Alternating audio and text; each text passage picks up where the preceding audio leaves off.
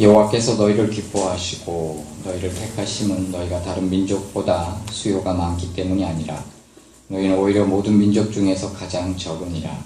여호와께서 다만 너희를 사랑하심으로 말미암아 또는 너희의 조상들에게 맹세를 지키려 하심으로 말미암아 자기의 권능의 손으로 너희를 인도하여 내시되 너희를 그 종 되었던 집에서 애고강 바로의 손에서 속량하셨나니 그런즉 너는 알라 오직 내 하나님은 여호와는 하나님이시오 신실하신 하나님이시라. 그를 사랑하고 그의 계명을 지키는 자에게는 천대까지 그 언약을 이행하시며 인애를 베푸시되. 아멘. 오늘은 신명기를 함께 나눠보고자 합니다. 신명기 7장과 8장은 7장은 이제 가나안 땅을 정복하기 전에 이제 정복할 때에 이스라엘 백성들이 어떻게 해야 되는가라는 것을 말하고 있고, 8장은 이미 정복을 기정사실화하고 이제 들어가지도 않은 백성들에게 그들이 이제 그 땅에서 어떻게 살아가야 되는가, 하나님이 그 땅을 다 차지하게 하신 뒤에의 삶을 어떻게 살 건가를 말하고 있습니다. 신명기 1장과 1장부터 5장까지는 그들이 왜 광야 생활을 해야 됐는지, 하나님께서 주셨던 첫 기회를 어떻게 잃어버렸고 두 번째 기회는 어떻게 주어졌고 그런 내용들을 광야 40년을 왜 하게 됐는지를 간략하게 엄하게 설명을 하고 있고, 그 다음에 이제 6장에 들어서서 하나님을 사랑하라는 내용과 율법을 내 미간에 붙여서 기억하라는 말씀, 여기까지가 서론이었다면 이제 7장은 가나안 정복에 있어서 이제 시작하는 가장 본론으로 이제 들어가는 주님이 본심을 말씀하고 있는 내용이 7장입니다. 첫 번째, 그들에게 가나안 정복에 있어서 어떻게 해야 될 것인가, 그들에게는 먼저 17절부터 보면 17절을 한번 봅니다. 내가 혹시 심중에 이르기를 이 민족들이 나보다 많으니 내가 어찌 그를 쫓아낼 수 있으리요 하리라마는 이라고 말씀을 시작하십니다. 그리고 한 군데를 더 보면 22절을 보면 내 하나님 여호와께서 이 민족을 내 앞에서 조금씩 쫓아내시리니 너는 그들을 급히 멸하지 말라. 들짐승들이 번성하여 너를 해할까 하노라 라고 말씀하고 있습니다. 사실 들짐승이 번성해봐야 얼마나 번성하겠습니까? 네, 하나님의 말씀은 객관적인 어떤 논리나 사실을 근거로 하시기 때문에 그것도 맞는 말이겠지만, 사실 짐승이 무서운 게 아니라 사람이 무서운 거죠. 세상에서 제일 무서운 건 사람입니다. 어쨌든 이제 이들이 들어가기 전에 하나님이 주시는 마음이 무엇인가, 약속의 땅을 취할 때 우리가 무엇을 해야 될 것인가, 이것을 7장에서 먼저 거론하고 있어요. 7장을 건너뛰고 8장을 보면 어떻게 얻어야 될지 모르고 그냥 얻게 된 뒤의 삶만을 말하게 돼요. 근데 7장은 어떻게 해야 얻는 것인가 라고 말씀하고 있습니다. 첫 번째 6절을 보시면 너는 여호와 내 하나님의 성민이라. 내 하나님 여호와께서 지상 만민 중에서 너를 자기 기업의 백성으로 택하셨나니 라고 말씀을 시작하십니다. 성민이라는 말이 우리 주일학교 아이 중에도 성민이라고 있는데 거룩한 백성이다 라는 뜻입니다. 그것은 성도라는 말과 같은 말이고요. 거룩이라는 단어와 아주 깊은 뜻이 있습니다. 거룩은 뭐냐? 하나님이 구별하신다라는 뜻입니다. 근데 이것은 인간이 노력해서 거룩해지는 게 아닙니다. 하나님이 우리 보고 거룩하라라고 말씀하셨지만 인간이 거룩하게 살아가려고 한다고 거룩해지는 것은 아닙니다. 근본적으로 주님이 원하시는 것을 거룩히 할 때, 구별하실 때, 그때 거룩해집니다. 선언은 주님께 달렸어요. 그래서 주님이 제사를 드릴 때에 어떤 재물을 하나님께 갖고 간다, 그거를 성물이라고 그럽니다.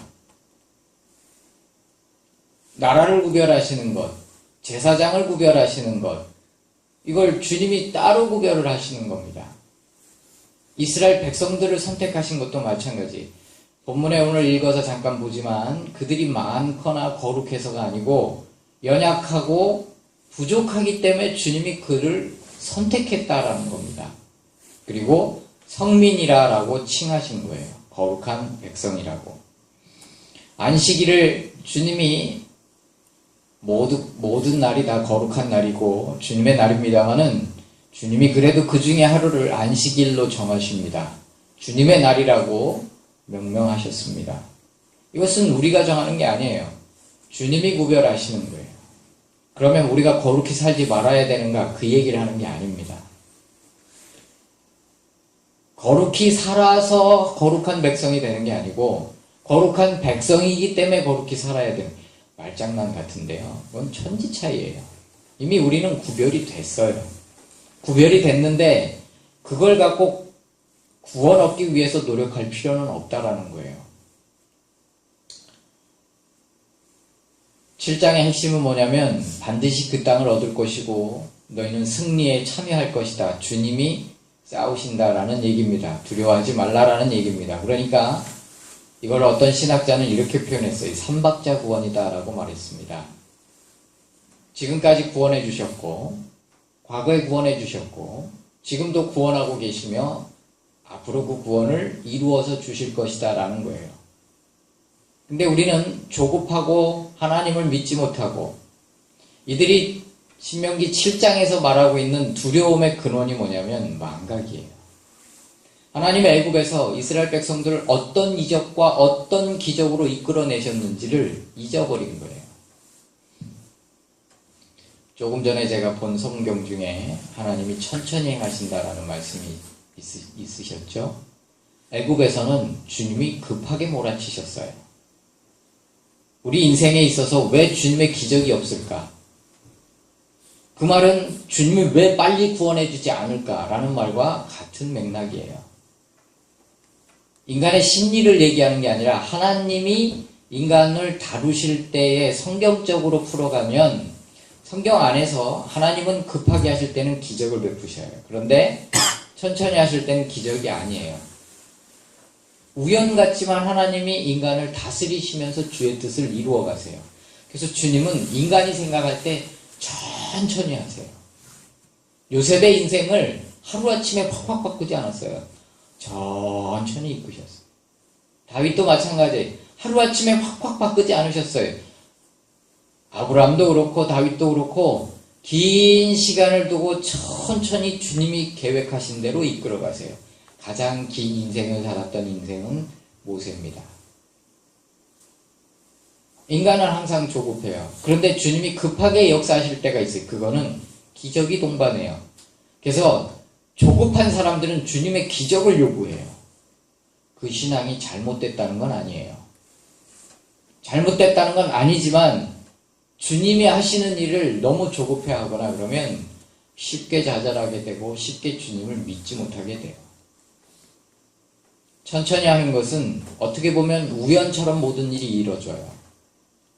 그래서 장사를 한다, 목회를 한다, 사업을 한다.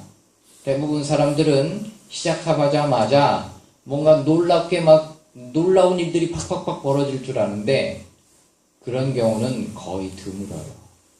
없지 않아 있기는 합니다만은 하나님은 그렇게 하지 않으세요. 하나님은 그러니까 다 그렇다는 얘기는 아니에요. 목회를 시작하자마자 막 몇천 명 되는 사람도 있습니다. 몇 년 만에. 근데 다 그런 건 아니에요. 하나님이 원하시는 방법은 천천히 가지만 가장 정확히 인도하시고 역사하세요. 그래서 이스라엘 백성들에게 여러 가지 말씀을 주셨는데 첫 번째는 거룩이라는 것. 그 거룩한 백성이기 때문에 하나님이 그들에게 승리를 주신다는 거예요. 그러니까 우리가 거룩한 백성이라는 걸 기억해야 돼요. 마태가 12제자 중에 마태는 세리였습니다. 마태복음에 그는 자기를 자기라고 표현하지 못하고 제3인칭으로 씁니다. 그럴 수밖에 없는 것이 자기는 마태복음에서 자기를 이렇게 표현했어요. 세리가 세금 걷는 곳에 앉아있어 세금 일을 걷는 일을 하고 있는데 아주 나쁜 사람이에요. 우리가 일본 일제 통치하에서 순사들, 뭐 일본 사람이니까 그렇다고 치지만 순사들보다 정말 싫어하고 나빠했던 사람들은 앞잡이들. 한국 사람인데 한국 사람을 팔아먹는 이 나쁜 사람들. 이게 바로 세리예요. 자기는 자기가 세리였다는 걸 표현을 못하고 세관에 앉아서 세금을 걷고 있었는데 예수님이 오셔서 그를 부르셨다. 그래서 그가 주님의 제자가 돼요. 너희가 나를 택한 것이 아니고 내가 너희를 택하여 세웠나니 이는 너희로 과실을 맺게 하고 풍성히 맺게 하여 아버지 하나님께 영광을 돌리게 하려 하심이니라. 우리가 생각할 때 우리가 원해서 하나님을 믿게 되고 하나님을 알게 되는 것 같지만 성경은 그렇게 말하고 있지 않아요. 구약 성경부터 신약에 이르기까지 주님이 그를 부르셔야 주님을 만나게 되고 그것은 곧 주님이 선택하셨고 거기 구별하셨다라는 뜻입니다. 우리가 인식 속에 첫 번째 가져야 될 것은 나는 주님의 구별된 하나님의 자녀라는 거예요. 언젠가 말씀을 드렸지만 구원을 못 얻은 사람들에게는 구원이 목표예요. 신약과 구약과 시편과 계시록은 무엇을 말하고 있냐면 예수 그리스도의 구원에 대한 이야기를 말하고 있어요. 다시 말해서 구원이 목적이에요. 그런데 구원 얻는 사람은 더 이상 구원이 목적이 아니에요. 그때부터는 그 사람에게는 구원은 출발점이에요. 취소되지 않아요. 그러면 그때부터 어떻게 살아야 되는가? 하나님의 자녀다운 삶을 사는 거예요. 여러분, 자녀가 속삭인다고 버리지 않습니다. 자녀가 속삭인다고 자녀가 잘하면 누구보다도 어디 가서 자랑하고 싶은 게 우리 자녀예요.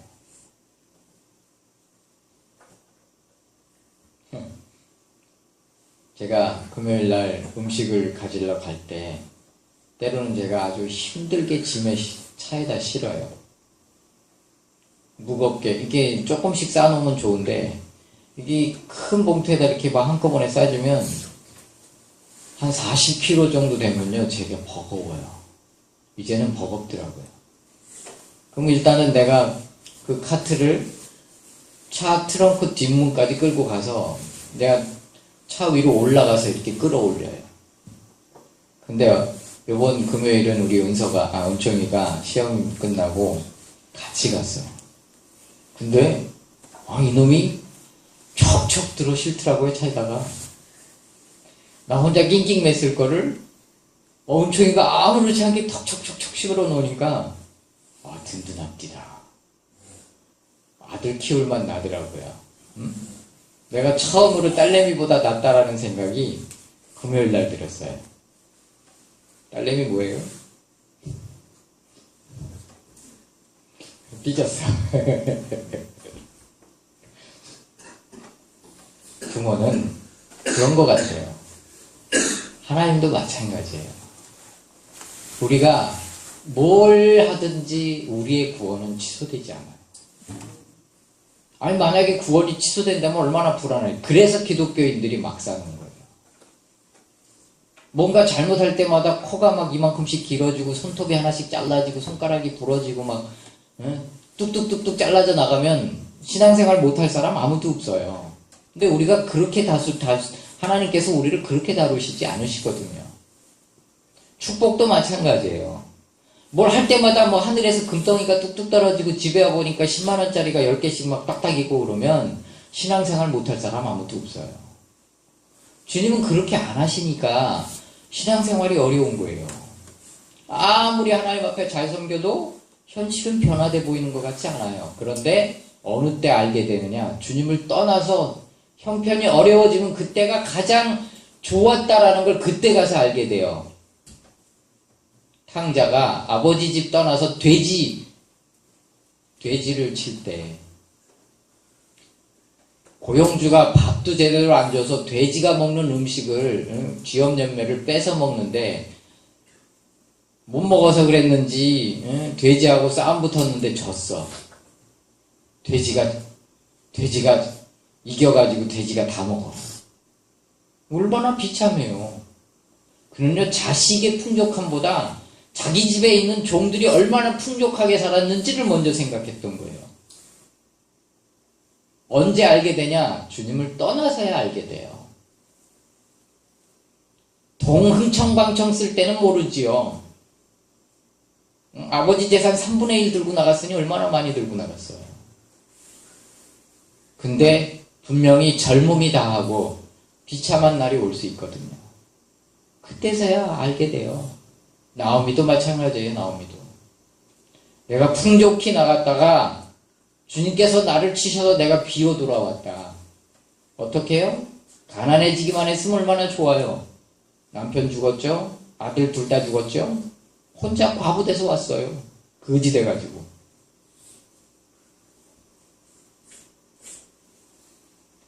그러니까 자기가 풍족하다라는 것, 자기가 하나님의 자녀라는 것, 자기가 얼마나 큰 특권을 누리고 사는지 하나님 안에 있을 때는 모를 때가 많아요. 인간은 비교의식 속에 살기 때문에. 그런데 신앙생활을 잘하면 하나님은 점점 좋아지는 축복을 주실 것이고, 물론 꼭 그런 건 아닙니다만 주님이 여기 컵에 잔뜩 차면 하나님이 이제 축복을 부어주시려고 했는데 한 10분의 9쯤 찼는데 확 뒤집어 엎네. 그러더니 또 딴 데 가서 시작을 해. 10분의 9쯤 찼는데 또 뒤집어 엎네. 그 10분의 1이 나머지 그 10분의 1이 그럼 뭐 큰 문제냐? 아니에요. 뒤돌아보면 다 별거 아닌 것 같고 오해 때문에 그렇게 되는 거예요. 정말 큰 문제는 시험에 들지 않습니다. 어쨌든 우리는 주님의 자녀이기 때문에 자녀의 삶을 살아야 돼요. 장교는 장교의 삶을 살고요. 사병은 사병의 삶을 살아요. 사병이 장교처럼 살면 안 돼요. 우리 사모님이 좋아하는 배우 중에 하나가 지금 갑자기 이름이 생각이 안 나는데 나 돌아갈래 라고 이제 그 역할 맡아서 그 데뷔했던 인물이 처음에는 다 엑스트라부터 하잖아요. 근데 군병 1, 군병 2, 군병 3 이렇게 해서 군병 3에 배치가 됐대요. 근데 대부분 엑스트라인데 어느 날 대사가 나온 거예요.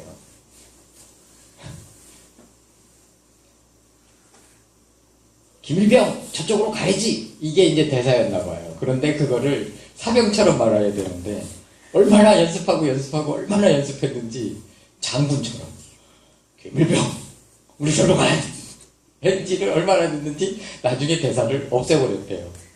그 얘기를 하더라고요. 우리는 주님의 장교예요. 다. 근데 사병처럼 살아가니까 문제인 거예요. 그거 좀 큼지막하게 우리가 좀 살아야 되는데 몇백 원의 목숨 걸고 몇천 원의 목숨, 사실 저도 그래요. 그렇지만 우리가 우리 자신이 어떤 존재를 알면 조급해하지 않아요. 하나님의 자녀라는 것 놀라운 거예요. 현실은 비록 이래도 아브라함을 우습게 봤죠? 그렇지만 그는 결국 그 땅을 차지하고 누구도 그를 못 건드리는 사람이 됐어요. 탕자도 모든 걸 다 잃었지만 돌아왔을 때 아버지는 가락지를 끼워줘요. 너는 여전히 나의 상속자다라는 거예요. 그 특권을 회복해 주세요.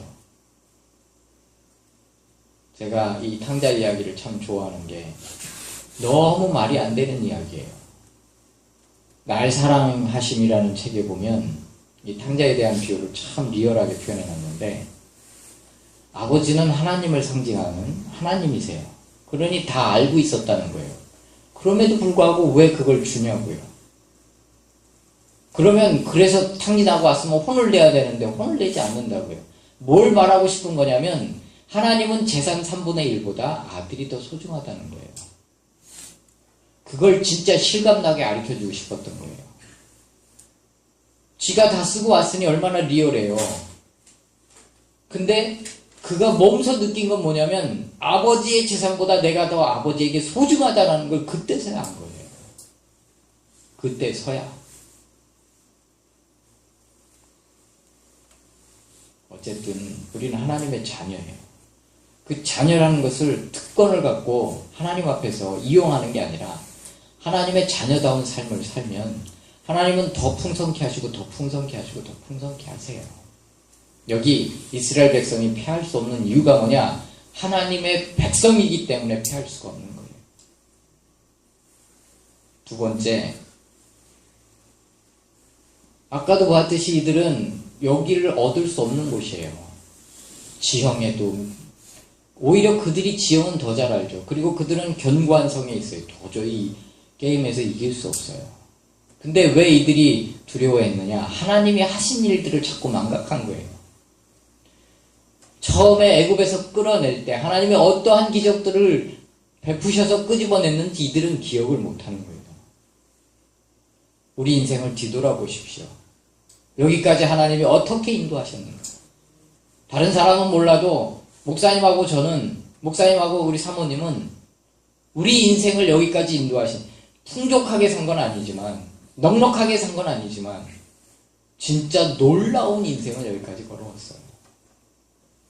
형제들이 우리 사모 보고 저를 보고 아직도 이렇게 연명하듯이 살아가냐 이렇게 그것만 보지만 누구도 아무도 돕지 않았는데 여기까지 온 자체가 기적이에요. 우리 애들 보험 2개씩 들어갑니다. 사모님 보험 있고 제 보험 있고요. 이걸 어떻게 살림을, 집사람도 참 악착 같아요. 악착 같은 건 둘째고요. 하나님의 공급하심이 놀라운 거예요. 여러분, 우리 교회에 없는 것 빼고 다 있어요. 하다못해 나는 생각도 안 했는데 앞마당 이렇게 해놓은 거 보면 저거는 아무 의미 없이 받아들이면 아무 의미 없지만 있어도 되고 없어도 되는 거지만 난 저거 볼 때마다 하나님이 우리 교회를 얼마나 사랑하는지 난 신기하고 놀라워요. 정말.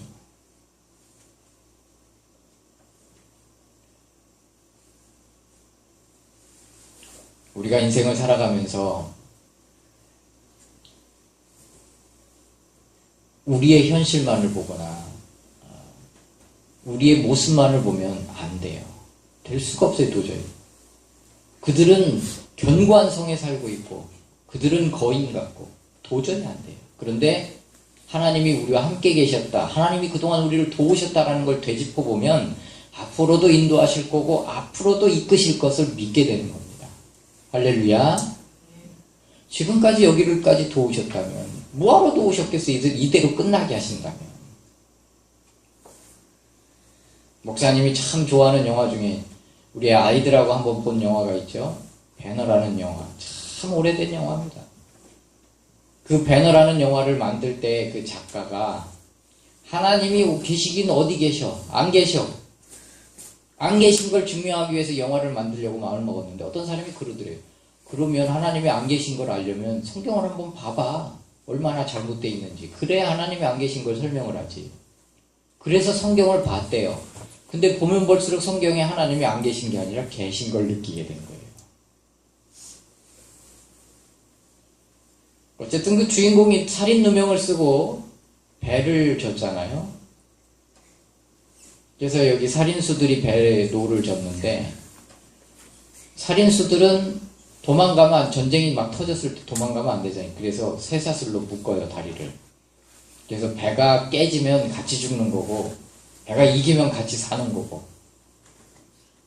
여기 이 죄인도 어떻게 하다 보니까 주인공도 사령관의 배에 이렇게 등치가 좋았나 봐요.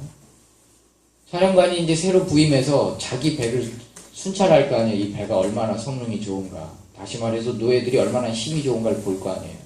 근데 주인공이 눈에 들어왔어요. 이상하게 이 사람은 죄인 같지도 않고 채찍으로 때렸어요. 때리니까 덤빌 기세도 있지만 참을 이성도 있다. 이게 사람이 어떻게 보느냐에 따라서 어쨌든 그를 이따가 사무실로 데리고 와 그랬는데 잊어버리고 잠들었는데 이제 부관들이 이제 데리고 온 거죠. 대화를 해보니까 이 사람이 인품이 있고 절대 이럴 사람은 아니라는 걸 더 느낀 거예요. 그래서 얘기를 하다가 그 주인공이 나는 하나님을 경외한다 그러니까 사령관이 하는 말이 네 하나님은 변변치도 못하다. 네가 억울한 누명을 썼고 네가 죄가 없다면 왜 하나님이 너를 이런 곳에 두셨냐. 근데 그 주인공이 그때 제가 참 놀라운 말을 지금도 놀라운 그 말이 지금도 기억나요. 뭐라고 그랬냐면 하나님이 나를 이렇게 살다가 죽게 하시려고 3년 동안 배 밑바닥에서 노를 젓게 하신 게 아니다. 별거 아닌 말인데 그 말이 내 가슴속 깊이 와닿았어요. 평생에. 비록 지금 겉보기에는 죄인이고 노젓고 있고 언제 죽을지 모르는 다른 사람들은 도망이라도 갈 수 있지만 자기는 묶여서 배가 잠기면 그대로 같이 가는 거예요. 근데 그 안에는 하나님이 나를 어떻게 하실지는 모르지만 이끄신다라는 어떤 그런 막연한 희망과 어떤 생각이 있었다고요. 그리고 그는 그 말대로 인생이 뒤바뀌어요. 하루아침에 되는 건 없어요.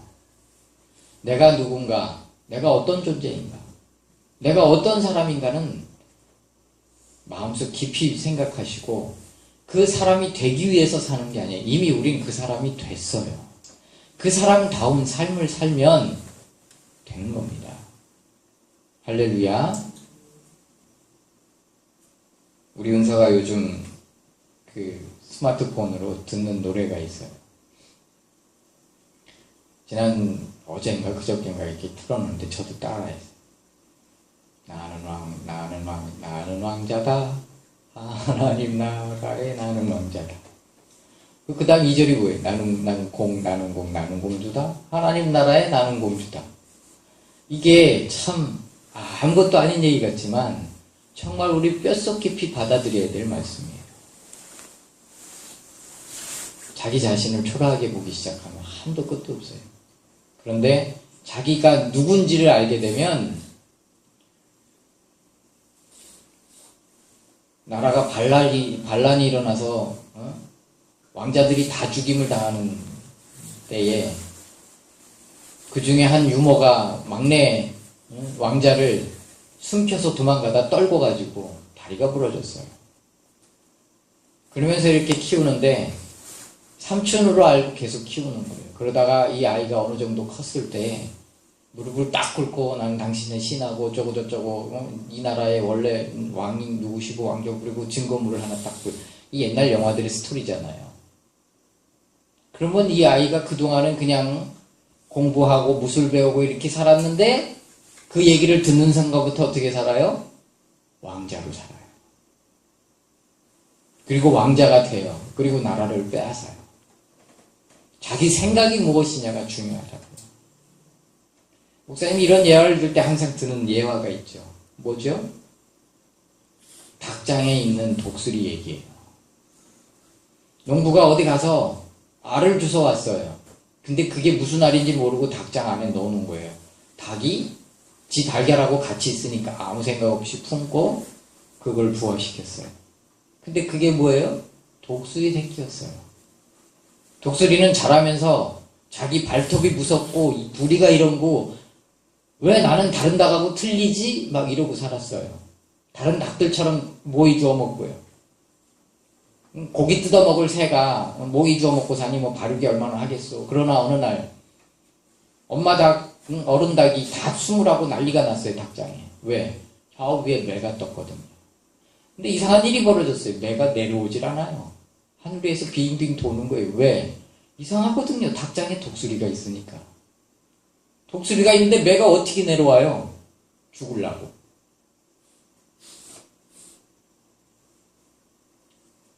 현실을 보면 답이 안 보여요.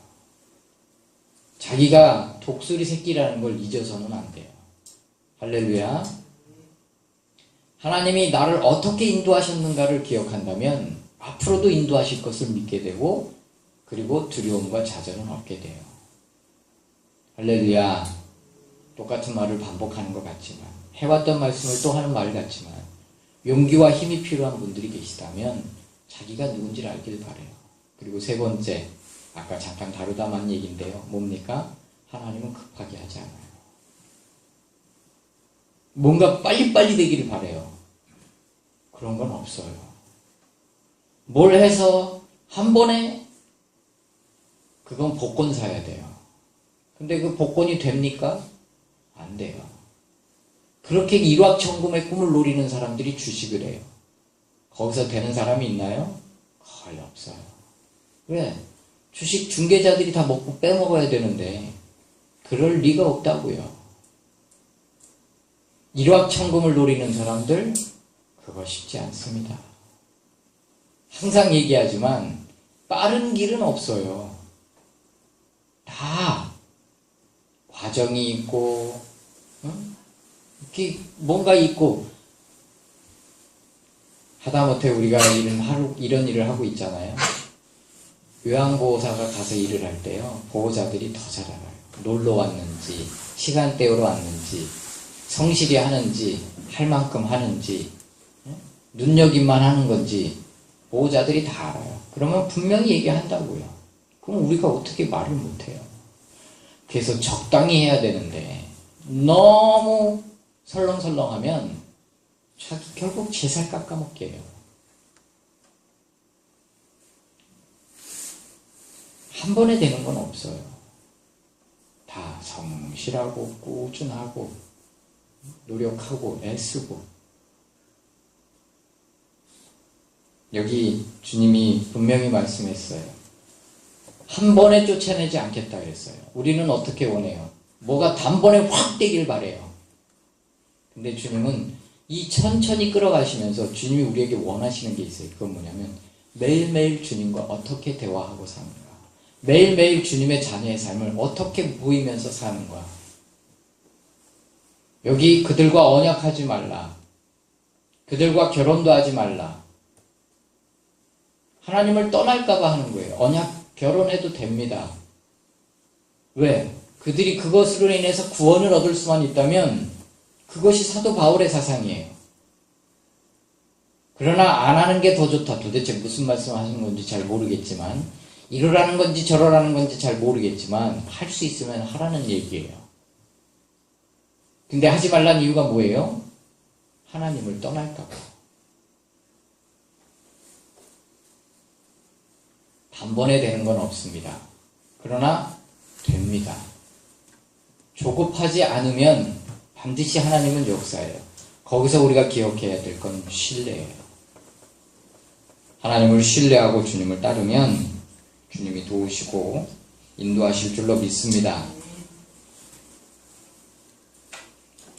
그러면서 이제 8장으로 들어가는 겁니다. 그래서 들어가기 전에는 거룩한 백성이고 조급하지 말고 옛날 일을 기억하면서 걱정하지 말라라는 얘기고요. 그 다음에 8장에 들어가서는 기억하라. 역시 똑같은 말인데 무엇을 기억하라고요? 하나님이 그 땅을 너희에게 주신 것을 기억하라는 거예요. 신명기 8장은 말도 안 되는 거짓말을 기록해 놓고 있어요. 너희가 가서 얻을 땅은 산에서는 금을 캘 것이고 길바닥에 있는 돌들은 다 철일 것이고 음식이 열 과실이 어떻고 구라예요. 근데 왜 그렇게 표현했을까? 그렇게 풍성한 땅이에요. 그렇게 얻을 수 있는 곳이에요. 기회의 땅이에요. 근데 그런 곳에서 살게 될 때, 너희가 먹고 배부르고 풍성할 때에 그 땅을 주신 분이 누구냐 이거예요. 두려워서 7장에 못 들어간다고 그들이 이렇게 표현해서, 그래서 하나님이 함께해서 그 땅을 주셨는데 그 땅에서 어떻게 살 거냐 이거예요. 그것은 간단해. 하나님이 주셨다는 걸 인식하고 살으라는 거예요. 너희가 얻을 힘이 있거나 너희들이 거룩해서 그 땅을 얻었다라고 착각하지 말라는 거예요. 그러면 7장과 8장을 섞어서 결론을 지으면 뭐냐면, 하나님 반드시 그 땅을 주세요. 나의 의로움도 나의 거룩함도 아니에요. 그건 주님의 약속이세요. 그러니까 두려워하지 마세요. 하나님 의지하고 한 걸음 한 걸음 매일매일 삶을 살아가다 보면 어느 순간 그 땅에 우리가 와 있어요. 그리고 그 누리는 때에, 은금이 풍족할 때에 기억할 것은 주님을 기억하는 거예요. 이 재물 얻을 능을 주신 분이 주님이었다라는 걸 기억하는 거예요. 신명기 8장에 딱 가장 핵심되는, 신명기 전체에 핵심되는 말씀을 보고 마치겠습니다. 신명기 8장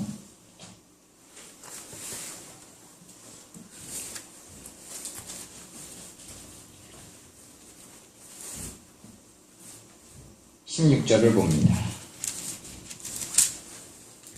쭉 있는데요. 간단히 말해서 내 조상들도 알지 못하던 만나를 광야에서 내게 먹이시는 이는 다 너를 낮추시며 너를 시험하사 마침내 내게 복을 주려 하심이 없느니라. 아멘. 모든 우리에게 일어나는 모든 일은 바로 이거예요. 마침내 내게 복을 주려 하십니다. 할렐루야. 누구는 집안의 가장으로, 누구는 집안의 딸로, 누구는 집안의 아내로, 누구는 집안의 아버지로 있습니다. 그러면 하나님이 내가 실제적인 가장이 되게 하신 이유가 뭘까? 이유가 있고 섭리가 있어요. 단번에 되는 건 없지만 우리 아들도 그렇고 준식쌤도 그렇고 우리 여기 아들들을 볼 때 자기 가족을 부양해야 될 인물들이에요. 단번에 되지 않지만 주님이 축복을 어깨에 메워주실 때에 기억하고 주님을 잘 섬기고 교회를 잘 섬기길 바랍니다. 지금의 모습은 다 똑같지만 하나님이 어떻게 축복하실지 아무도 몰라요. 이제 정리합니다. 따라합시다. 나는 하나님의 성민이다. 과거를 기억하라. 네, 따라하세요. 과거를 기억하라. 앞으로도 도우신다. 그 땅은 우리에게 주신다. 할렐루야. 마침내 복을 얻게 하실 때까지 도우시고 함께 하실 줄로 믿습니다. 기도합니다.